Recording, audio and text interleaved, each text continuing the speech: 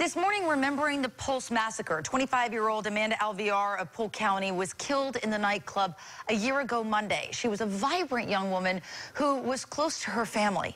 News Channel 8's Ryan Hughes talked to her mom, who lives in Tampa, and shows us how she's remembering all the victims. At the Alvear home in Tampa, it's clear that Amanda will never be forgotten. She was an amazing soul, a beautiful, loving daughter. She was love. She was radiant. She was outgoing. She had an amazing personality. Amanda isn't the only person her mom remembers as the one-year mark of the Pulse shooting approaches.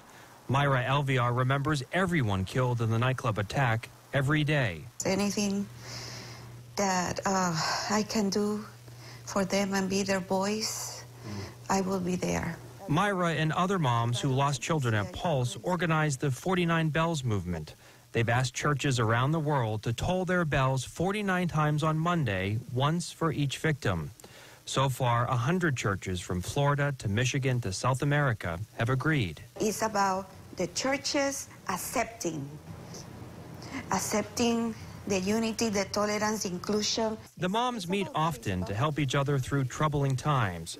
And sometimes Myra visits Pulse, where she finds solace. It's like a therapy, going there. It's like when I get there, it's this inner peace. Amanda Alvear loved life's little things, like taking selfies and buying her nieces new clothes. And she loved her family.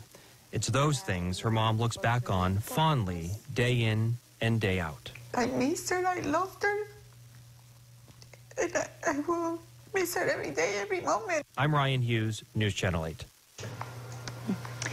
Well, this isn't the first loss for the Alvears. Their 12-year-old son died back in 2001 from cancer. If you know a church that would like to participate in the bell tolling on Monday, we've posted a link for more information at WFLA.com.